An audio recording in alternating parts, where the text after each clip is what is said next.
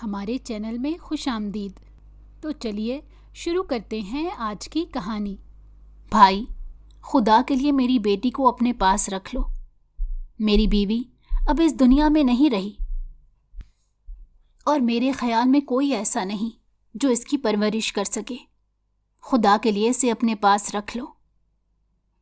میں ایک دن کی بچی تھی اور کوئی بھی مجھے اپنے پاس رکھنے کو تیار نہیں تھا، یہاں تک کہ میرا باپ بھی نہیں۔ جب میری والدہ حاملہ ہوئیں تو وہ بہت بیمار رہنے لگی۔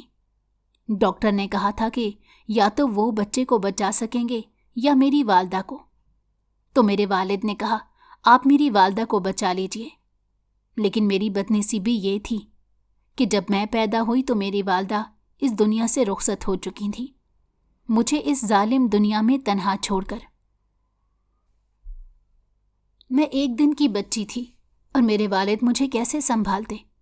میری والدہ کی تدفین کے بعد میرے والد نے مجھے میری چچی کی گود میں ڈال دیا اور چلے گئے، کیونکہ میرا کوئی بہن بھائی نہیں تھا اور میں اکیلی تھی۔ یوں میں اپنے چچا کے گھر رہنے لگی۔ چچی نے جیسے تیسے میری پرورش کی، مگر ماں تو ماں ہوتی ہے۔ چچی نے ہر ممکن کوشش کی کہ وہ میری اچھی تربیت کر سکیں، لیکن جیسے جیسے میں بڑی ہوتی جا رہی تھی وہ مجھ پر سختی کرنے لگی۔ وہ مجھے سارا دن کام کرواتی اور کھانے کو بھی بمشکل ہی کچھ دیتی۔ میں کسی سے کچھ کہہ نہیں سکتی تھی، کیونکہ میرے والد جب میں 3 سال کی تھی تب تک تو میرا حال پوچھنے آیا کرتے تھے، لیکن اس کے بعد انہوں نے مجھ سے بالکل رابطہ ختم کر لیا۔ اس کی وجہ یہ تھی کہ انہوں نے دوسری شادی کر لی تھی اور ان کی دوسری بیوی مجھے اپنے پاس رکھنے کی روادار نہیں تھی۔ وقت کی تیز رفتار میری عمر کو کاٹتے ہوئے گزر رہی تھی۔ میں دن بدن بلوغت کو پہنچ رہی تھی اور چچا کی پابندیاں بھی بڑھتی چلی جا رہی تھیں۔ وہ مجھے اپنی اولاد سے بدتر سمجھتے تھے۔ کیوں نہ سمجھتے؟ کیونکہ وہ اپنے بچوں کا حق مجھے نہیں دے سکتے تھے۔ اس دنیا میں میرا کوئی نہیں تھا۔ مجھے پرائمری تک پڑھایا گیا۔ اس کے بعد چچا نے کہا کہ اب تم بڑی ہو گئی ہو، گھر کے کام سنبھالو۔ چچی نے گھر کی ساری ذمہ داری ایک 13 سالہ لڑکی پر ڈال دی۔ مجھے کھانا پکانا سکھا دیا گیا اور گھر کا سارا کام میں ہی کرتی تھی۔ سارا دن کام میں مصروف رہتی اور اپنے کزنز کی طنز و تنقید بھی خاموشی سے سنتی تھی، لیکن ایک خاموشی تھی اور ایک ڈر تھا کہ کہیں یہ ٹھکانہ بھی مجھ سے چھین نہ لیا جائے۔ جن ہاتھوں نے قلم تھامنا تھا وہ آج کپڑے اور برتن دھو رہے تھے۔ مجھے کبھی کبھار اللہ تعالیٰ سے شکوہ بھی ہوتا، لیکن پھر میں سوچتی کہ شاید میرا نصیب یہی ہے۔ میری چچی اکثر کہا کرتی تھی کہ تم منحوس ہو، پیدا ہوتے ہی اپنی ماں کو کھا گئی اور تمہارا باپ تمہیں میرے در پر چھوڑ کر چلا گیا۔ اگر میں نہ ہوتی تو شاید تمہیں سنبھالنے والا کوئی نہ ہوتا۔ ان کی یہ باتیں مجھے بہت تکلیف دیتی تھیں۔ ایک دن جب میں کچن میں کام کر رہی تھی، اچانک میرے ہاتھ سے ایک کپ نیچے گر گیا۔ چچی نے غصے میں آ کر میرے چہرے پر تھپڑ دے مارا، جو مجھے اندر تک توڑ گیا۔ میری چچی کی اپنی بھی بیٹی تھی جو کبھی بھی کچن میں نہیں آئی تھی۔ مجھے رشک آتا اور میں سوچتی کہ اگر میری ماں زندہ ہوتی تو شاید میں بھی کسی شہزادی کی طرح رہتی۔ مجھے ہمیشہ اپنی کزنز کی اترن پہننی پڑتی تھی۔ مجھے نہیں یاد کہ کبھی میرے چچا یا چچی نے مجھے نئے کپڑے لا کر دیے ہوں۔ میری خواہش تھی کہ میں بھی نئے کپڑے پہنوں۔ میری کزن نمرا کے وہ کپڑے جو اسے پسند نہ آتے مجھے دے دیے جاتے تھے۔ میرے چچا اور چچی کے 5 بچے تھے، نمرا، ثانیہ، اسلم، ثاقب اور احمد۔ ان سب کو مجھ سے شدید نفرت تھی۔ صرف ثانیہ ہی تھی جو مجھ سے صحیح سے بات کرتی تھی، باقی سب مجھ سے بات کرنا تک پسند نہیں کرتے تھے۔ میں اکثر کام کرتے ہوئے روتی تھی، کیونکہ اگر مجھ سے کوئی کام خراب ہو جاتا تو چچی مجھے ڈانٹتی تھی اور کبھی کبھی تو تھپڑوں سے میرا منہ لال کر دیتی۔ میں ان سے کچھ بھی نہ کہہ سکتی تھی۔ وقت گزرتا گیا اور آخر کار میں بلوغت کو پہنچ گئی۔ ایک دن چچا گھر آئے اور بہت پریشان نظر آئے۔ میں نے انہیں پانی پیش کیا اور پوچھا، چچا کیا ہوا؟ اس وقت میری عمر 15 سال تھی۔ چچا نے کہا، تمہارا باپ مر گیا ہے۔ مجھے بظاہر تو بہت دکھ ہوا، مگر میں نے دل میں کہا کہ میرے لیے تو وہ بچپن میں ہی مر گئے تھے۔ जब वो मुझे इस दर पर छोड़कर चले गए थे। फिर मैं भी ज़ारो कतार रोने लगी, क्योंकि वो मेरे वालिद थे। मैंने ग्लास किचन में रखा और बेख्तियार रोने लगी, मगर इतने में चच्ची की आवाज़ आई, मोहतरमा, आज क्या हमें शाम का खाना नहीं मिलेगा? उनके लहजे में ज़रा भी हमदर्दी नहीं थी। मैंने अपने आंसू साफ किए और चुपचाप किचन में वापस चली गई। शाम का खाना बनाया, सब ने खाया और मैं हस्बे मामूल तमाम काम ख़त्म करके सबसे आखिर में सोने के लिए उठी। मेरी ज़िंदगी में एक कमरे का ख्वाब भी बस ख्वाब बनकर रह गया था। मुझे अक्सर लाउंज में सोना पड़ता था, क्योंकि मेरी कज़न्स मुझे अपने साथ सोने की इजाज़त नहीं देती थीं। वो मुझसे ऐसे बर्ताव करती जैसे मैं उनकी खादमा हूँ। रात को जब मैं तन्हाई में होती तो मेरे दिल में हसरतों के दिए जलते, आंखों से आंसू बहते और दिल में एक टूटा हुआ ख्वाब चुभता। मैं सोचती कि अगर मेरी माँ जिंदा होती तो शायद मेरी भी जिंदगी कुछ और होती। हर रात मेरा दिल सुकून की तलाश में भटकता, मगर मैं बेबसी के आलम में सो जाती। कुछ महीने यूं ही गुजर गए। एक दिन मेरी चच्ची की एक दूर पार के रिश्तेदार हमारे घर आई। उन्होंने मुझे गौर से देखा और चच्ची से कहा, ये लड़की तो बड़ी हो गई है, अब इसके बारे में सोचना चाहिए। उनके कहने का मतलब समझने में मुझे देर ना लगी। दिल में एक अनजाना खौफ जाग उठा। चच्ची ने उनकी बात पर संजीदगी से सर हिलाया और मुझे अपने पास बुलाकर कहा, अब तुम बड़ी हो गई हो और हमें तुम्हारे मुस्तकबिल के बारे में फैसला करना होगा। मैं जानती थी कि यह फैसला मुझसे पूछकर नहीं किया जाएगा, बस मुझे बताया जाएगा कि मुझे क्या करना है। चंद दिन बाद मुझे चचा ने एक तरफ बुलाया और बताया कि मेरा रिश्ता तय कर दिया गया है। उनके लहजे में एक सर्द महरी थी, जैसे मेरे जज्बात की उनके नज़दीक कोई अहमियत नहीं। मैं अंदर ही अंदर टूट चुकी थी। मैंने अपनी ज़िंदगी का कोई फ़ैसला खुद नहीं किया था और अब मेरा निकाह भी मेरी मर्ज़ी के बग़ैर होने वाला था।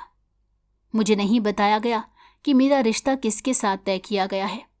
मैंने पूछना भी मुनासिब नहीं समझा, क्योंकि मैं चचा को अपने वालिद की जगह समझती थी। मुझे लगा कि जो फ़ैसला वो मेरे लिए करेंगे वही सबसे बेहतर होगा, लेकिन मैं इस बात से वाकिफ़ नहीं थी कि मेरे चचा भी मफाद परस्त हैं। जिस शख्स के साथ मेरा रिश्ता तय किया गया था वो शायद किसी भी लड़की के लिए काबिले कबूल नहीं था। एक दिन मैं बाहर लाउंज में सो रही थी कि अचानक मुझे कुछ आवाज़ें सुनाई दी। तजस्सुस हुआ, क्योंकि बार बार मेरा नाम लिया जा रहा था। मैं परेशान हो गई कि आखिर ये माजरा क्या है। मैं अपनी जगह से उठी और कान लगाकर सुनने लगी। मुझे चच्ची की आवाज़ सुनाई दी, जो चचा से कह रही थी, क्या हम वाकई सारी जायदाद उसके नाम कर दें? हमने सारी जिंदगी उसे पाल पोस कर इतना बड़ा किया है, और तुम कह रहे हो कि हम तमाम जायदाद उसके नाम कर दें? ऐसा कभी नहीं होगा। वो तो ये भी नहीं जानती कि उसके बाप ने उसके लिए क्या छोड़ा है और क्या नहीं। वो तो समझती है कि उसका बाप उसके लिए मर चुका है, जब वो उसे बचपन में हमारी दहलीज पर छोड़कर चला गया था। इस बात का जिक्र किसी से मत करना। हमने जो फैसला उसके लिए किया है वही ठीक है। इस तरह जायदाद भी हमारे पास रहेगी और मुफ्त में काम करने वाली भी। चच्ची के ये अल्फाज सुनकर मेरा दिल टूट गया। मेरे चचा भी दौलत की लालच में खामोश हो गए। उनकी बातों से मुझे तजस्सुस हुआ कि चच्ची की बातों का क्या मतलब है और मेरी शादी का फैसला किसके साथ किया गया है। मैं सारी रात अपने बिस्तर पर इसी सोच में मुब्तला रही कि अगर मेरे वालिद ने मेरे लिए जायदाद छोड़ी थी तो मुझे इस दहलीज पर क्यों छोड़ कर गए। जो जुल्म सितम मुझ पर हुआ वो क्यों हुआ? क्या वो मुझे अपने पास नहीं रख सकते थे? अब मुझे उनकी दौलत की कोई ज़रूरत नहीं। ये सोचते हुए मैंने करवट बदली और सोने की कोशिश की। सुबह उठकर मैं नाश्ता बनाने लगी। इसी दौरान मेरी चच्ची मेरे पास आई और कहने लगी, आज तुम्हारी मंगनी है। ये सुनकर मैं हैरान रह गई, क्योंकि ये सब कुछ बहुत अचानक हो रहा था। मैं अब भी इस बात से नावाकिफ़ थी कि वो शख्स कौन है जिससे मेरी शादी होने जा रही है। मैंने अपनी कज़न्स निम्रा और सानिया से पूछने की कोशिश की, लेकिन उन्होंने भी मुझे कुछ नहीं बताया। میرا تجسس اور بڑھتا جا رہا تھا۔ آخرکار میں نے چچی سے پوچھا، چچی میری منگنی کس سے ہو رہی ہے؟ وہ غصے سے کہنے لگی، لڑکی خاموش ہو جاؤ، غنیمت سمجھو کہ تمہارا رشتہ آیا ہے، ورنہ تم جیسی یتیم لڑکی سے کون شادی کرے گا؟ بس یہاں خاموش رہو، ورنہ تم اپنے چچا کے غصے کو جانتی ہو نا۔ میں چچی کی بات سن کر خاموش ہو گئی۔ میرے پاس اور کوئی راستہ نہیں تھا۔ دل میں ایک بے چینی اور خوف کا طوفان اٹھا ہوا تھا، مگر میں خود کو سنبھالے ہوئے تھی۔ شام ہونے کو تھی اور گھر میں مہمانوں کی آمد شروع ہو گئی۔ ہر کوئی خوشی سے باتیں کر رہا تھا، مگر مجھے یہ سب کچھ بہت بوجھل محسوس ہو رہا تھا۔ مجھے یوں لگ رہا تھا کہ میں کسی اور کی زندگی جی رہی ہوں، اپنی نہیں۔ تقریب شروع ہوئی اور مجھے سادگی سے تیار کر کے بٹھا دیا گیا۔ میرے چچا اور چچی خوش نظر آ رہے تھے، جیسے انہوں نے کوئی بہت بڑا کارنامہ انجام دے دیا ہو۔ میرا دل اندر ہی اندر لرز رہا تھا، مگر میں خاموش تھی۔ جب میرے ہونے والے منگیتر کی آمد کا اعلان ہوا تو میں نے ہمت کر کے نظر اٹھائی۔ میں نے دیکھا کہ ایک شخص میری جانب بڑھ رہا ہے۔ وہ شخص کوئی اور نہیں بلکہ میرا اپنا ہی کزن ثاقب تھا، جو میرے چچا کا بڑا بیٹا تھا اور دماغی طور پر معذور انسان تھا۔ میری سانسیں رکنے لگیں، کیونکہ وہ بچپن سے ہی ایک ایسا شخص تھا جو کچھ بھی سمجھنے یا سوچنے کے قابل نہیں تھا۔ کبھی کبھار اسے دورے بھی پڑتے تھے۔ میں خوف سے کانپ رہی تھی اور وہاں سے اٹھنا چاہتی تھی کہ اچانک میری کزن نمرا نے کہا، چپ کر کے یہاں بیٹھی رہو، ورنہ امی سے برا کوئی نہیں ہوگا۔ یہ سنتے ہی میں نظریں جھکائے بیٹھی رہی۔ مجھے اپنے چچا کی عزت کا بھی تو خیال رکھنا تھا۔ وہ شخص میرے قریب آ کر بیٹھا اور مسکرانے لگا۔ اس کی مسکراہٹ میں بھی ایک زبردستی کا غصہ تھا، جیسے یہ رشتہ اس کی مرضی کے خلاف ہو رہا ہو۔ میں خاموشی سے بیٹھی رہی۔ اتنے میں اعلان ہوا کہ منگنی کی رسم شروع کی جائے۔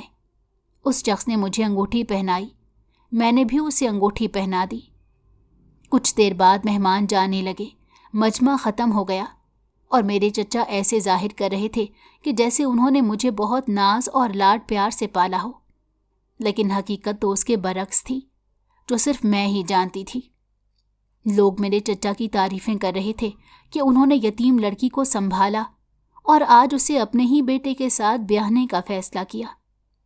میرے چچا اور چچی تعریفیں سمیٹ رہے تھے، مگر میرے دل پر تو جیسے سانپ لوٹ رہے تھے، کیونکہ وہ شخص مجھے خوفزدہ کر رہا تھا۔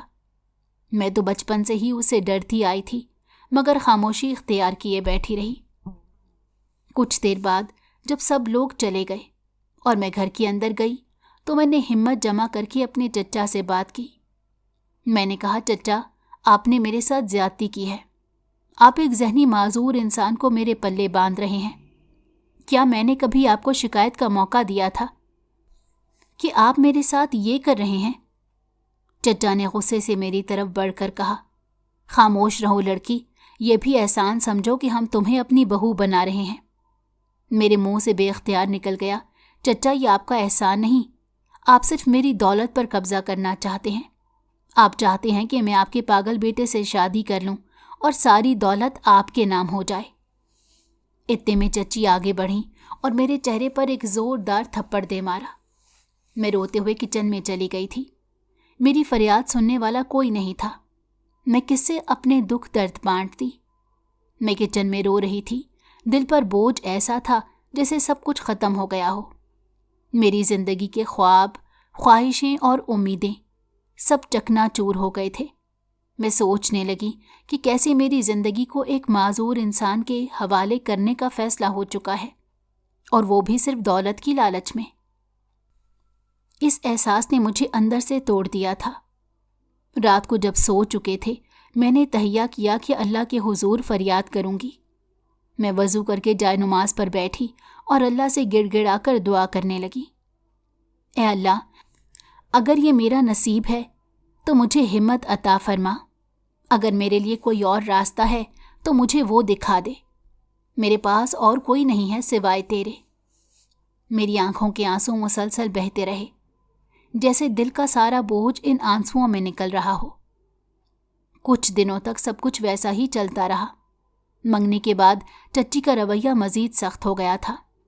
وہ اکثر مجھے یہ کہہ کر تانے دیتی کہ میں کتنی خوش نصیب ہوں کہ مجھے ان کا بیٹا مل رہا ہے۔ ان کی باتیں زہر کی مانند میرے دل میں اترتی جا رہی تھیں، لیکن میرے پاس کوئی راستہ نہیں تھا، میرا کوئی ہمدرد نہیں تھا۔ ایک دن جب میں کچن میں کام کر رہی تھی تو ثانیہ میرے پاس آئی اور آہستہ سے بولی، تم سے بات کرنی ہے، لیکن یہاں نہیں، رات کو جب سب سو جائیں تو چھت پر آ جانا۔ اس کے انداز میں ایک بے چینی تھی، جیسے وہ کچھ کہنا چاہتی ہو مگر بول نہیں پا رہی تھی۔ اس رات جیسے ہی سب سو گئے میں چپکے سے چھت پر گئی۔ وہاں پر ثانیہ میرا انتظار کر رہی تھی۔ ثانیہ نے مجھے دیکھتے ہی کہا، دیکھو میں جانتی ہوں کہ تمہارے ساتھ بہت زیادتی ہو رہی ہے، مگر میں تمہارے لیے کچھ کرنا چاہتی ہوں۔ میں نے حیرت سے اس کی طرف دیکھا، کیونکہ ثانیہ وہ واحد شخص تھی جو میرے ساتھ کچھ ہمدردی رکھتی تھی۔ اس نے مجھے بتایا کہ میرے والد نے میرے لیے بہت کچھ چھوڑا تھا اور یہ ساری جائیداد میرے نام تھی۔ وہ کہنے لگی، تمہیں اس سے آگاہ ہونا چاہیے، چچا اور چچی تمہیں اپنی مرضی کے مطابق استعمال کر رہے ہیں۔ میرے اندر کی آگ بڑھنے لگی اور میں نے ثانیہ سے پوچھا، کیا تم مجھے اس سب سے بچانے میں میری مدد کر سکتی ہو؟ ثانیہ نے میری طرف دیکھتے ہوئے جذبات میں سر ہلایا۔ اس نے بتایا کہ اس کا ایک دوست وکیل ہے جو جائیداد کے کاغذات کی جانچ کر سکتا ہے۔ ہم نے منصوبہ بنایا کہ ثانیہ کے دوست کو جائیداد کے کاغذات دکھائے جائیں گے، لیکن چیلنج یہ تھا کہ چچا اور چچی بہت محتاط تھے اور ہر کاغذ ان کی نظر میں رہتا تھا۔ کچھ دن بعد جب چچا کسی کام سے شہر باہر گئے، ثانیہ نے موقع سے فائدہ اٹھا کر کاغذات نکال لیے اور اپنے دوست کو دکھانے کے لیے لے گئی۔ اس رات ہم بے چینی سے اس کے جواب کا انتظار کر رہے تھے۔ چند دن بعد ثانیہ نے مجھے خوشخبری سنائی کہ تمام جائیداد واقعی میرے نام تھی اور چچا نے میری لا علمی کا فائدہ اٹھا کر مجھے استعمال کیا۔ میں اور میری کزن ثانیہ دونوں چھت پر کھڑے تھے کہ اچانک میری چچی آ گئی۔ انہوں نے ثانیہ کے چہرے پر ایک تھپڑ رسید کیا اور کہا کہ وہ مجھے بگاڑ رہی ہے، پھر اس سے کہا کہ دفع ہو جاؤ یہاں سے۔ اس کے بعد وہ مجھ سے کہنے لگی، تم چلو میرے ساتھ۔ انہوں نے مجھے کمرے میں بند کر دیا اور میں 2 دن تک اس کمرے میں بند رہی۔ نہ مجھے کھانے کو کچھ دیا گیا اور نہ ہی کچھ پینے کو۔ پھر جب مجھے باہر نکالا گیا تو مجھے پتا چلا کہ میرا نکاح ثاقب سے کیا جا رہا ہے۔ یہ سننا تھا کہ میں زار و قطار رونے لگی۔ میں اپنے چچا سے فریاد کر رہی تھی، چچا یہ ظلم مت کیجیے، ایک پاگل انسان کے ساتھ مجھے مت باندھیے۔ میں ساری زندگی آپ کی خدمت کر لوں گی، لیکن میرے ساتھ یہ مت کریں۔ لیکن میرے چچا نے میری ایک نہ سنی۔ وہ کہنے لگے، تم اس کو بھی غنیمت سمجھو، شکر کرو کہ ہم تمہاری شادی کر رہے ہیں، ورنہ شاید تمہارا انجام اس سے بھی زیادہ برا ہوتا۔ دوسری طرف ثاقب نے بھی مجھے ہراساں کرنا شروع کر دیا تھا، جو کہ بظاہر ایک ذہنی مریض تھا، لیکن در حقیقت وہ بالکل صحیح تھا۔ ایک دن میں صفائی کر رہی تھی تو وہ مجھے گھور رہا تھا۔ اس کی نظریں مجھ پر جمی ہوئی تھی۔ ایک دم سے اٹھا اور میرے پاس آ کر کہنے لگا، آخرکار تم میری ہو ہی گئی، جو میں چاہتا تھا وہ ہو گیا، اب تمہیں مجھ سے کون بچا سکے گا؟ بہت دور بھاگی ہونا مجھ سے، اب دیکھتا ہوں۔ مجھے دھکا دیا اور اپنے کمرے میں چلا گیا۔ میرے آنسو بہتے چلے جا رہے تھے، لیکن ان کو دیکھنے والا کوئی بھی نہیں تھا۔ میں بالکل خاموش ہو گئی۔ جیسے ہی مجھے کمرے سے باہر نکالا گیا تو نکاح کی تیاری مکمل ہو چکی تھی۔ مجھے ایک سادہ سا لباس دیا گیا اور میری کزن نمرا نے بڑی حقارت سے مجھے تیار کیا اور باہر لے آئی۔ زبردستی میرا نکاح ثاقب سے کروا دیا گیا۔ میں بہت ڈر رہی تھی اور بہت سہمی ہوئی تھی کہ نہ جانے میرے ساتھ آگے کیا ہوگا۔ نکاح کے بعد جب مجھے واپس کمرے میں لے جایا گیا تو میرا دل تیز تیز دھڑک رہا تھا، جیسے کوئی خوفناک طوفان میرے اندر گھوم رہا ہو۔ میرے دماغ میں ایک ہی سوال تھا کہ اب کیا ہوگا۔ ثاقب کا چہرہ میری آنکھوں کے سامنے تھا اور اس کی مسکراہٹ میں جو زبردستی تھی وہ مجھے اب تک یاد تھی۔ وہ شخص جسے میں بچپن سے ہی پاگل سمجھتی تھی اب میرے قریب تھا۔ چند گھنٹے بعد جب سب کچھ ختم ہو گیا اور سب لوگ چلے گئے تو میرے دل کی دھڑکن بھی کم ہونے لگی، لیکن دل میں ایک خوف تھا جو ختم نہیں ہو رہا تھا۔ مجھے یہ سمجھ نہیں آ رہا تھا کہ اب میرا مستقبل کس طرح کا ہوگا۔ رات بھر سو نہیں سکی۔ میں اپنے بستر پر کروٹیں بدلتی رہی۔ کمرے کا دروازہ بند تھا اور مجھے ایسا لگ رہا تھا کہ اس دروازے کی طرح میری زندگی بھی بند ہو چکی ہے۔ باہر سے کوئی آواز آتی تھی تو میں ایک پل کو سوچتی کہ شاید کوئی میری مدد کے لیے آئے، لیکن پھر خاموشی چھا جاتی۔ اس خاموشی میں میں خود سے سوال کرتی تھی، کیا یہ وہ زندگی ہے جو میری تھی؟ صبح ہوئی تو میری چچی آئیں اور مجھے بستر سے اٹھایا۔ انہوں نے کہا، اب تمہارا وقت آ گیا ہے، تمہیں اپنی نئی زندگی کا آغاز کرنا ہوگا۔ میری آنکھوں میں ابھی تک رات کی تکلیف اور پریشانی تھی، لیکن میں خاموش رہی۔ میں جانتی تھی کہ میری آواز کی کوئی اہمیت نہیں تھی، اس دنیا میں میری کوئی آواز نہیں تھی۔ اس کے بعد وہ مجھے کھانے کے لیے لے کر گئیں، لیکن میرا دل کچھ اور ہی باتیں سوچ رہا تھا۔ میری سوچ میں بس ایک ہی سوال تھا، کیا اب بھی میں کچھ کر سکتی ہوں یا یہ سب میری تقدیر ہے؟ ثاقب پوری رات میرے کمرے میں نہیں آیا تھا۔ اس کا آنا اور نہ آنا مجھے ایک نئے خوف میں مبتلا کر رہا تھا۔ وہ مجھ سے شادی ضرور کرنا چاہتا تھا، لیکن اتنی جلدی نہیں۔ شاید وہ خود بھی اس صورتحال کو سمجھنا چاہتا تھا، یا پھر شاید وہ بھی اس نئے رشتے کی حقیقت سے واقف نہیں تھا۔ میری آنکھیں خالی کمرے کی دیواروں کو تکے جا رہی تھیں اور دل میں بے شمار سوالات تھے جن کے جواب مجھے کبھی نہ ملنے والے تھے۔ میں اس سے بہت ڈرتی تھی، کیونکہ بچپن سے ہی اس کی غیر متوازن حرکتوں اور بے قابو رویوں نے مجھے ہمیشہ ڈرا کر رکھا تھا۔ اس کے سامنے آنا مجھے اکثر اوقات اذیت دیتا تھا، لیکن آج اس کا ہونا اور اس کے نکاح میں آنا ایک عجیب سی حقیقت بن چکا تھا۔ میں جانتی تھی کہ اب میں اس کا حق ہوں، لیکن کیا وہ مجھے اپنے دل سے عزت دے گا یا پھر میری زندگی صرف ایک مجبوری بن کر رہ جائے گی؟ میں اس خوف میں ڈوبی ہوئی تھی کہ شاید یہ رشتہ بھی ایک اور جبر بن کر میری زندگی کو تنگ کرے گا۔ وہ لڑکا جسے میں نے ہمیشہ ایک پاگل انسان کے طور پر جانا، آج وہ میری تقدیر کا حصہ بن چکا تھا۔ شام کا وقت تھا اور کمرے میں سناٹا تھا۔ میں نے کئی بار دروازے کی طرف دیکھا کہ شاید وہ آ جائے، لیکن وہاں کچھ بھی نہیں تھا۔ مجھے یہ سوچ کر اور زیادہ خوف آنے لگا کہ آخر وہ کہاں ہے، اور اگر وہ آ گیا تو میری زندگی کا کیا ہوگا؟ میں ہمیشہ اپنے آپ کو اس دنیا میں اکیلا اور بے بس محسوس کرتی تھی۔ میری تقدیر میں شاید وہی تھا جس سے میں کبھی بھی خوش نہیں تھی، لیکن اب میں مجبور تھی۔ اس لمحے بھی میں کچھ نہیں کر سکتی تھی۔ میری زندگی کے اس موڑ پر میں یہ سوچ رہی تھی کہ میری تقدیر کو ایک بار کس طرح بدلوں، لیکن جواب ہمیشہ خاموشی میں چھپ کر رہ جاتا۔ دوسری رات جب میں نے کمرے کے دروازے کی طرف دیکھا تو مجھے احساس ہوا کہ وہ آ رہا ہے۔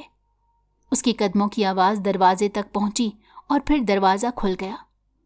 ثاقب اندر آیا اور اس کی آنکھوں میں ایک عجیب سی چمک تھی، جیسے اس نے اپنی خواہشات کو حقیقت میں بدلنے کا ارادہ کر لیا ہو۔ میں ایک کونے میں سہم کر بیٹھ گئی۔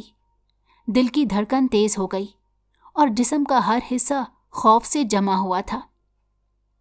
وہ مجھ سے کچھ فاصلے پر کھڑا ہوا اور بولا، تمہیں کیا لگتا ہے تم مجھے اپنے سے بہتر سمجھتی ہو؟ اس کی آواز میں غصہ اور دھمکی کا تڑکا تھا، جیسے وہ مجھے اپنے قابو میں لانا چاہتا ہو۔ میرے منہ سے کچھ نہ نکلا، میں بس اپنی نظریں جھکائے اس کا مقابلہ کرنے کی کوشش کر رہی تھی۔ وہ آہستہ آہستہ میرے قریب آیا اور میرے چہرے کو ہاتھ سے پکڑ لیا۔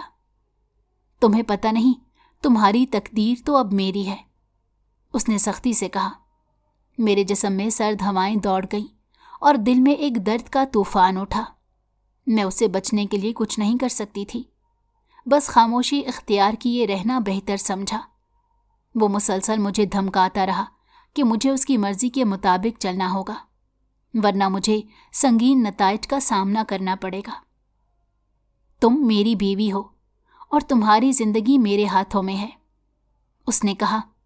اب تمہیں میری بات ماننی ہوگی، نہیں تو مجھے تمہیں سکھانے کا طریقہ آتا ہے۔ یہ کہتے ہوئے اس نے میرے ہاتھوں کو زبردستی پکڑ لیا اور مجھے اپنے قریب کر لیا۔ میں خوف کے مارے کانپ رہی تھی۔ میری آنکھوں سے بے اختیار آنسو بہنے لگے، لیکن میرے اندر اتنی ہمت نہیں تھی کہ میں اس کے سامنے کچھ کہہ سکوں یا اس کے ہاتھوں سے خود کو آزاد کروا سکوں۔ تمہیں ایک دن پتہ چلے گا کہ تمہیں کس سے کھیلنا پڑا، وہ ہنستے ہوئے بولا اور میرے چہرے سے اپنے ہاتھ ہٹاتے ہوئے کمرے سے نکل گیا۔ اس کے جانے کے بعد میں گہری سانس لے کر بستر پر گر گئی۔ میرے جسم میں لرزہ تھا اور دل میں بے شمار خوف اور اذیت۔ یہ رات اور اس کا سلوک مجھے اندر سے توڑ رہا تھا، اور میں سمجھ گئی تھی کہ اب میری زندگی میں خوشی اور سکون کا کوئی مقام نہیں۔ میرے پاس اب صرف ایک امید باقی تھی کہ شاید کبھی کوئی موقع آئے جس میں اس ستم گر سے آزاد ہو سکوں۔ وہ مجھ سے اپنا ہر حق وصول کر چکا تھا اور مجھے اس نے کوئی خاص عزت اور اہمیت نہیں دی تھی۔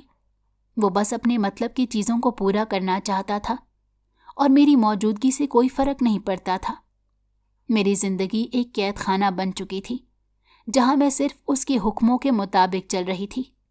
وہ مجھ سے کچھ کہے بغیر کمرے میں آتا اور جانے کے بعد مجھے اپنے رنج و غم میں ڈوبے رہنے پر چھوڑ دیتا۔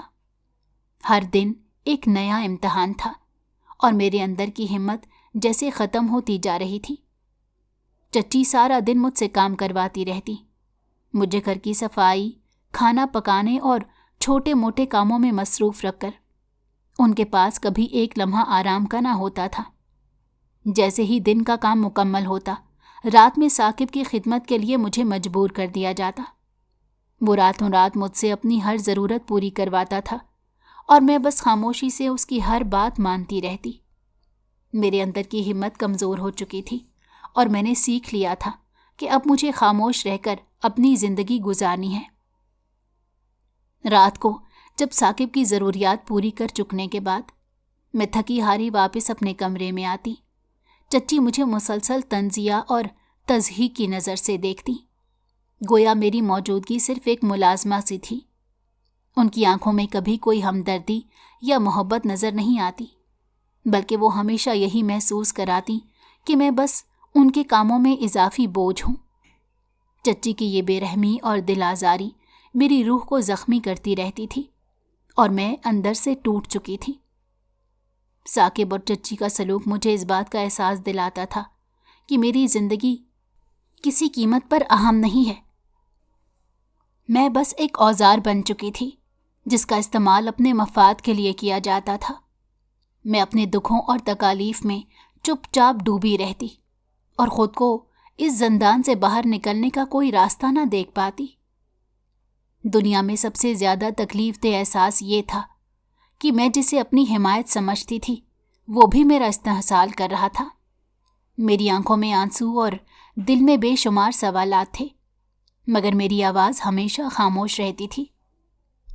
ہمارے نکاح کو 3 ماہ گزر چکے تھے۔ ان 3 مہینوں میں بہت کچھ بدل چکا تھا۔ شروع میں جب میں نے اسے دل سے قبول نہیں کیا تھا، مجھے لگتا تھا کہ یہ بس ایک ظلم ہے، ایک جبر ہے جسے میں سہ رہی ہوں۔ لیکن وقت کے ساتھ میں نے محسوس کیا کہ ثاقب مجھ سے پہلے کی طرح بے رحمانہ نہیں رہا تھا۔ حالانکہ شروع میں اس کا رویہ میرے ساتھ بہت سخت تھا، مگر اب وہ مجھ سے نرمی سے پیش آتا تھا اور اس نے مجھے یہ محسوس کرایا کہ وہ میرا خیال رکھتا ہے۔ ایک دن جب میں بیمار پڑ گئی تھی، وہ خود میری خدمت میں لگا رہا۔ اس نے خود کچن میں آ کر میرے لیے کھانا تیار کیا اور سارا دن میری دیکھ بھال کرتا رہا۔ وہ ایک مختلف شخص بن چکا تھا اور میں نے بھی دل سے اسے قبول کرنا شروع کر دیا تھا۔ اس کی محبت اور خیال رکھنے کی کوششوں نے میرے دل میں اس کے لیے جگہ بنا دی تھی، چاہے اس نے ماضی میں میرے ساتھ کتنی زیادتیاں کیوں نہ کی ہوں۔ میرے دل میں اب عجیب سا سکون تھا۔ میں جانتی تھی کہ وہ ماضی کے ثاقب سے مختلف تھا اور شاید اب وہ مجھ سے محبت کرنے لگا تھا۔ اس کی محبت میں کچھ سچائی اور خلوص تھا، اور شاید یہی وہ چیز تھی جس نے مجھے اس کے ساتھ خوش رہنے کی طاقت دی۔ میری زندگی میں تبدیلی آ چکی تھی اور میں نے یہ سوچنا شروع کیا کہ شاید زندگی کبھی بدلتی نہیں ہے، لیکن لوگوں کے رویے اور احساسات بدل سکتے ہیں۔ वो जो एक वक्त में मुझ पर जुल्म करता रहा, अब वो मेरी जिंदगी का हिस्सा बन चुका था और मैं उसके साथ एक नया आगाज करने को तैयार थी। एक दिन मैंने सारा दिन घर के कामों में गुजारा और जैसे ही रात हुई मैं सोने के लिए बेड पर बैठी। थकन से मेरी आंखें बंद हो रही थीं। तभी साकिब ने आकर कहा, अनम तुम सो जाओ। उसने मेरी पुश्त पर हल्की सी थपकी दी और मैं आहिस्ता आहिस्ता सो गई। वो हमेशा की तरह मुझसे नरम रवैये से पेश आ रहा था, लेकिन ये रात मेरे लिए एक नया इम्तिहान बनने वाली थी। रात के आखिरी पहर मेरी नींद में खलल आया। मेरी आंखें कुछ खुल गईं और मैंने महसूस किया कि कमरे में कोई आवाज़ें आ रही हैं। ये आवाज़ें बहुत गैर मामूली लग रही थीं, जैसे कोई चुपके से कुछ कर रहा हो। दिल की धड़कन तेज हो गई और मैं फौरन जाग कर बैठ गई। मैंने गोशा गोशा नज़र दौड़ाई और वही आवाज़ें दोबारा सुनाई दी, जैसे कोई दरवाज़ा खोल रहा हो या कोई बात कर रहा हो, लेकिन कमरे में कोई नहीं था। अपने पहलू में देखा तो साकिब भी मौजूद नहीं था। मैं अपने ऊपर दुपट्टा ओढ़े बाहर चली गई।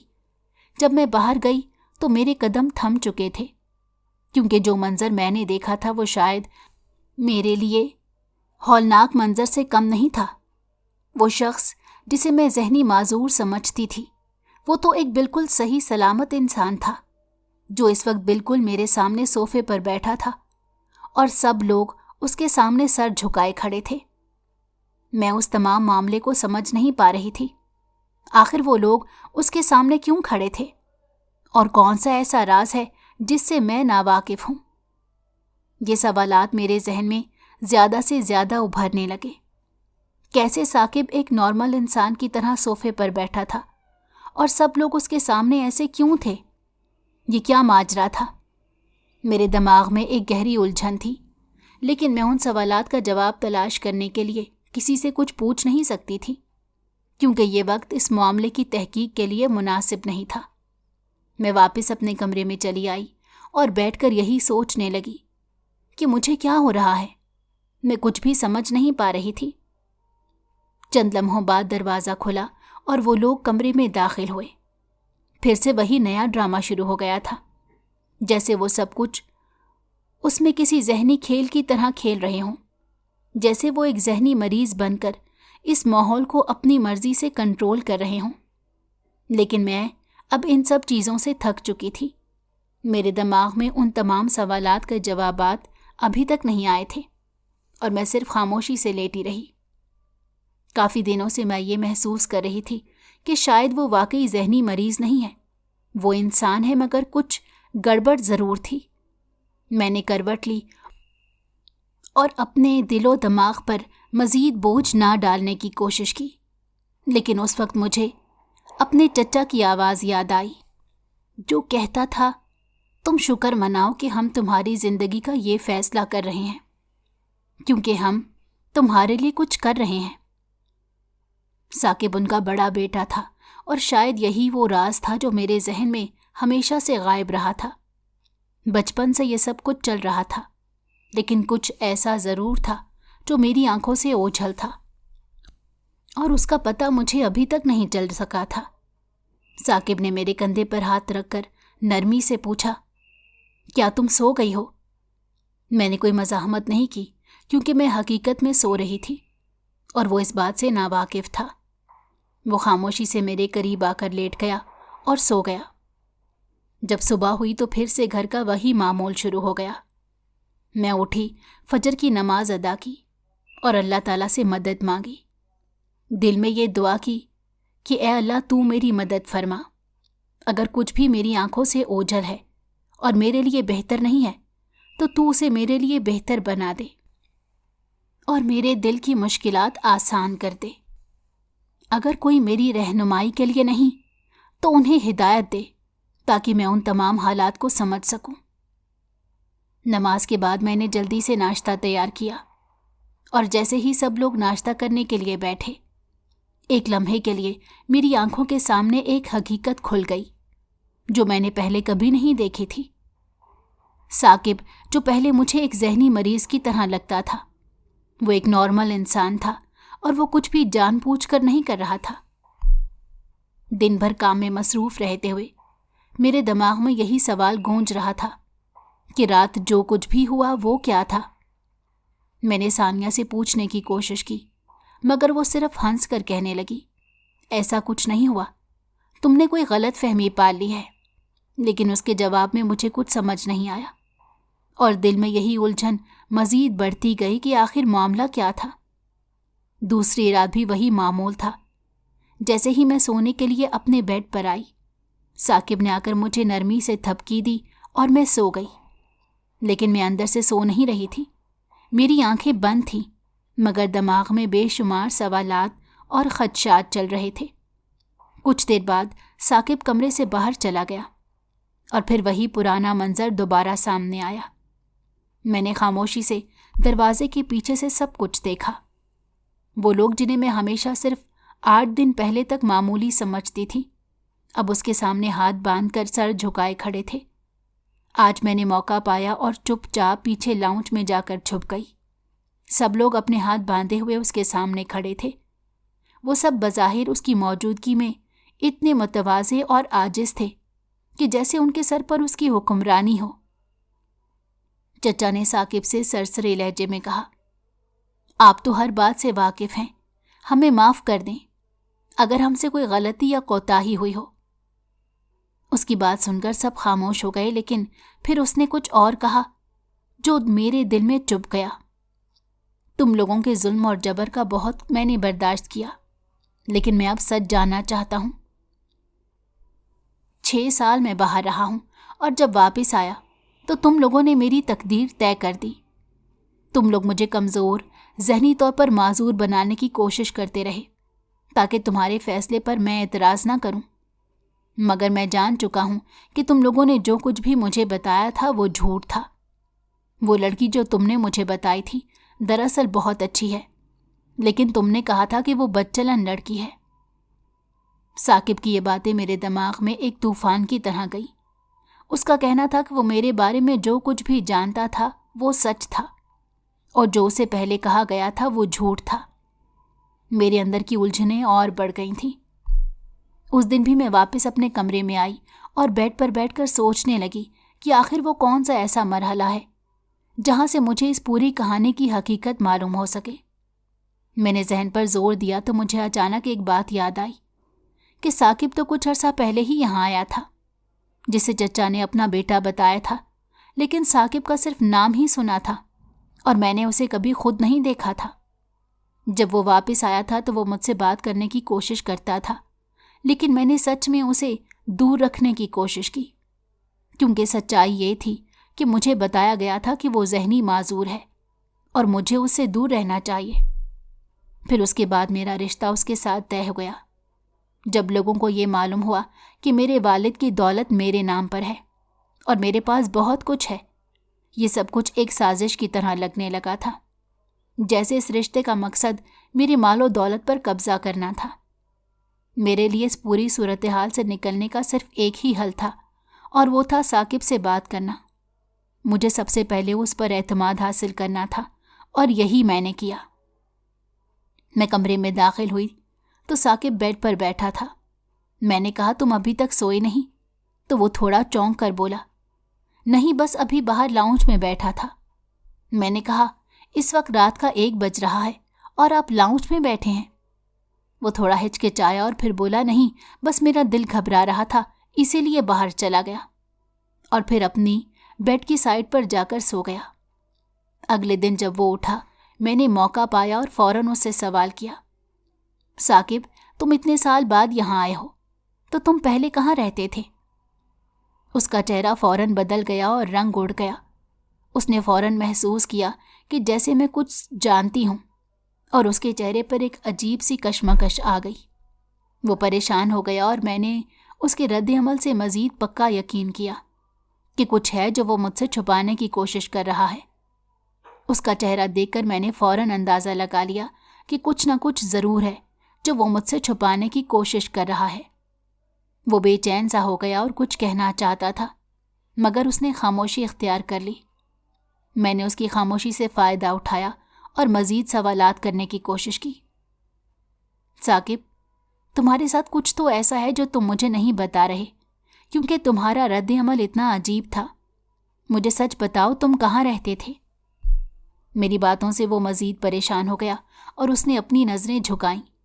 پھر وہ آہستہ سے بولا، انم، کچھ چیزیں ایسی ہیں جو تمہیں نہیں جاننی چاہیے۔ میں تمہارے لیے یہ سب سچ بتا کر تمہیں پریشان نہیں کرنا چاہتا تھا۔ میرے دل میں بے شمار سوالات اٹھ رہے تھے، مگر میں نے خود پر قابو رکھتے ہوئے کہا، ثاقب، مجھے بتاؤ، کیونکہ تمہاری خاموشی مجھے اور پریشان کر رہی ہے۔ جو کچھ بھی ہے میں جاننا چاہتی ہوں تاکہ میں صحیح فیصلہ کر سکوں۔ وہ کچھ دیر تک خاموش رہا، پھر آہستہ سے بولا، جب میں 6 سال پہلے باہر گیا تھا تو تمہارے چچا نے مجھے بتایا تھا کہ تمہارے والد کی دولت پر تمہارا حق ہے اور ہمیں اس دولت تک پہنچنے کے لیے تمہارے ساتھ یہ رشتہ قائم کرنا ضروری تھا۔ اس کی باتوں نے مجھے ہلا کر رکھ دیا۔ میں یہ سب کچھ نہیں سمجھ پا رہی تھی، مگر اس کا یہ انکشاف میرے دل میں مزید سوالات اور شک پیدا کر رہا تھا۔ تو تم نے میری زندگی سے کھیلنے کے لیے یہ سب کیا؟ میں غصے سے کہہ رہی تھی۔ تم میرے ساتھ یہ سب کچھ کر کے اپنے مقصد تک پہنچنا چاہتے تھے۔ ثاقب نے سر جھکا لیا اور کہا، انم، میں تمہیں کبھی بھی تکلیف نہیں دینا چاہتا تھا، لیکن حالات نے ہمیں ایسا کرنے پر مجبور کیا۔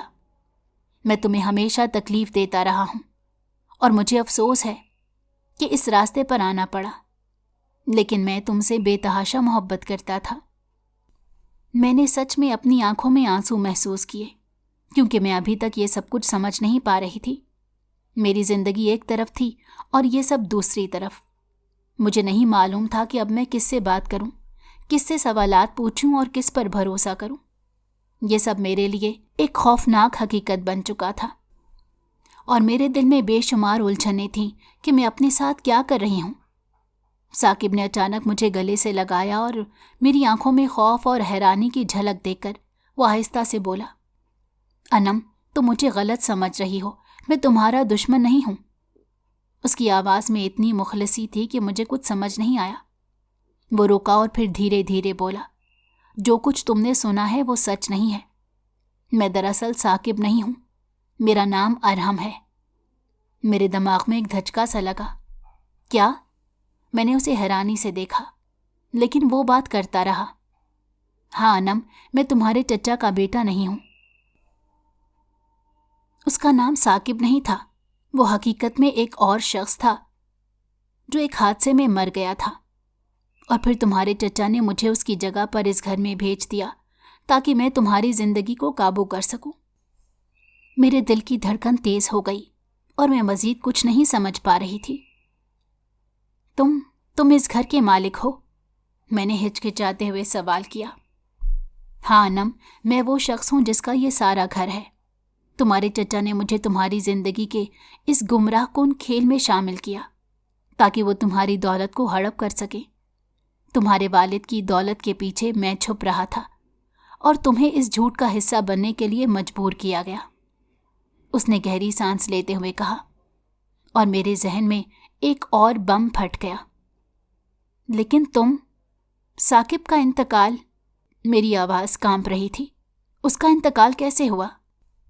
ارحم نے سر جھکایا اور آہستہ سے کہا، میرے حقیقی والد کی موت کے بعد تمہارے چچا نے مجھے اور میرے خاندان کو ختم کر دیا تھا۔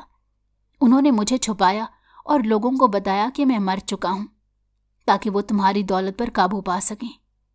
میرا چہرہ ثاقب سے ملتا تھا اور یہی وجہ تھی کہ وہ مجھے اس کی جگہ پر بھیجنے میں کامیاب ہو گئے۔ میری نظریں پھیل گئیں، میری آنکھوں کے سامنے ساری حقیقت کھل گئی، اور میں یہ سب سوچ کر سکتے میں تھی کہ میں کس قدر اندھیرے میں رہی ہوں اور کتنی حقیقتیں مجھ سے چھپائی گئی تھیں۔ تم تو وہ نہیں ہو جو تم نے ظاہر کیا، تم میرا اعتماد توڑ چکے ہو۔ میری آواز میں غصہ اور دکھ تھا۔ ارحم نے گہری سانس لیتے ہوئے کہا، میں جانتا ہوں انم، میں جانتا ہوں کہ میں نے تمہارے ساتھ کچھ ایسا کیا جو نہیں ہونا چاہیے تھا، لیکن اب جب کہ سچ سامنے آ گیا ہے، میں تم سے درخواست کرتا ہوں کہ مجھے معاف کر دو۔ میں تمہیں کبھی بھی نقصان نہیں پہنچانا چاہتا تھا۔ میرے دل میں اب ایک جنگ چل رہی تھی۔ ایک طرف مجھے غصہ آ رہا تھا، لیکن دوسری طرف مجھے اس کی مخلصی بھی دکھائی دے رہی تھی۔ لیکن اس سب کے بعد میں کیسے اس پر بھروسہ کر سکتی تھی؟ میرے دل میں غصہ اور غم کا ایک طوفان تھا۔ میری آنکھوں کے سامنے ساری زندگی کی حقیقتوں کا نقشہ بدل چکا تھا۔ میرے لیے یہ قبول کرنا بہت مشکل تھا کہ جس شخص کو میں نے اپنے شوہر کی طرح اپنایا تھا وہ دراصل ایک جھوٹا تھا، اور وہ میری زندگی کے اس سنگین کھیل کا حصہ تھا۔ میں نے گہری سانس لی اور کہا، تم نے مجھ سے جھوٹ بولا ارحم، تم نے میری زندگی کو ایک کھیل بنا دیا۔ مجھے تم پر اعتماد تھا اور تم نے مجھے دھوکہ دیا۔ میری آواز میں درد تھا اور میں اپنی بے بسی کو چھپانے کی کوشش کر رہی تھی۔ ارحم نے میری باتوں کو سنا اور پھر اپنے ہاتھوں سے اپنا چہرہ ڈھانپ لیا۔ میں جانتا ہوں انم، اور میں اس پر شرمندہ ہوں، لیکن اب تمہاری زندگی میں سچ سامنے آ چکا ہے اور تمہیں فیصلہ کرنا ہوگا کہ تمہیں آگے کیا کرنا چاہتی ہو۔ میں نے سر جھکایا اور کچھ دیر خاموش رہی۔ میری آنکھوں سے آنسو بہہ رہے تھے، لیکن میں انہیں روک نہیں سکتی تھی۔ میں نے اس کی طرف دیکھا اور پھر آہستہ سے کہا، میں نہیں جانتی ارحم، میں اب کس پر یقین کروں، تم پر یا اپنے چچا پر؟ میری زندگی، میری تقدیر، سب کچھ بدل چکا ہے۔ میں نے جس دنیا میں اپنی زندگی گزاری تھی وہ اب جھوٹ پر مبنی ہے۔ ارحم کی آنکھوں میں کچھ لمحوں کے لیے ایک گہرے دکھ بھری جھلک تھی۔ میں تم سے وعدہ کرتا ہوں کہ اب تمہارے ساتھ کوئی جھوٹ نہیں ہوگا۔ تم جو فیصلہ کرو گی میں اس کے مطابق چلوں گا۔ میرے ذہن میں بے شمار سوالات اٹھ رہے تھے۔ کیا میں اس پر دوبارہ اعتماد کر سکتی تھی؟ کیا اسے اپنی زندگی کے اس حصے کو دوبارہ شروع کر سکتی تھی؟ لیکن اس سب کے باوجود میں جانتی تھی کہ اب مجھے اپنی زندگی کے بارے میں فیصلہ کرنا تھا۔ میں نے آخر کار ارحم سے کہا، مجھے وقت چاہیے، ارحم مجھے سوچنے دو۔ وہ خاموشی سے میرے سامنے کھڑا رہا اور پھر آہستہ سے کہا، میں تمہارے فیصلے کا احترام کروں گا۔ اتنے میں چچا اور چچی دونوں کمرے میں داخل ہوئے اور چچا کی آنکھوں میں پچھتاوا اور ندامت کا ایک گہرا رنگ تھا۔ انہوں نے میری طرف دیکھا اور کہا، بیٹا انم، ہمیں معاف کر دو، ہم سے بہت بڑی غلطی ہو گئی۔ یہ واقعی ارحم ہے اور اس کی شکل ثاقب سے ملتی تھی، اس لیے ہم نے یہ فیصلہ کیا۔ وہ تمہیں اس دن سے پسند کرتا تھا جب وہ ہمارے رشتہ داروں کے ساتھ آیا تھا۔ شاید تم نے اسے نہیں دیکھا تھا، لیکن اس نے تمہیں دیکھا تھا، اور اس دن کے بعد ہم نے تمہارا رشتہ اس سے طے کر دیا۔ لیکن جب تمہاری جائیداد کے پیپر ہمارے پاس آئے تو ہم لالچ میں آ گئے اور تمہاری تقدیر کو بدل دیا۔ ہمارے بیٹے ثاقب کا انتقال ہو گیا تھا، جسے ہم اسپتال میں چھوڑ آئے تھے، تو ہم نے ارحم کو اپنا بیٹا بنا کر گھر لے آئے اور تمہارا نکاح اس سے کر دیا۔ چچا کی آواز میں سچائی اور پچھتاوا تھا۔ ہمیں احساس ہے کہ تمہارے ساتھ ظلم کیا، خدا کے لیے ہمیں معاف کر دو۔ یہ تمام جائیداد ہم تمہارے حوالے کرتے ہیں۔ میرے دل میں ایک عجیب سنگینی اور سکون تھا۔ ان سب باتوں کے باوجود میں نے فیصلہ کیا کہ میں اپنے دل کی آواز سنوں گی۔ میں نے کہا، چچا، آپ نے جو کیا میں اسے معاف کرتی ہوں، لیکن میں چاہتی ہوں کہ آپ لوگ بھی اپنے راستے پر چلیں اور اپنی زندگی میں سکون پائیں۔ جائیداد آپ کے پاس رہے اور میں ہنسی خوشی اپنی زندگی گزاروں گی۔ جہاں میں ہوں وہاں سکون ملے گا۔ چچا اور چچی دونوں میرے سامنے خاموش کھڑے تھے۔ ان کی آنکھوں میں شکر گزاری اور ندامت تھی، اور وہ جانتے تھے کہ میری معافی ان کے لیے کتنی قیمتی ہے۔ میں نے دل میں فیصلہ کیا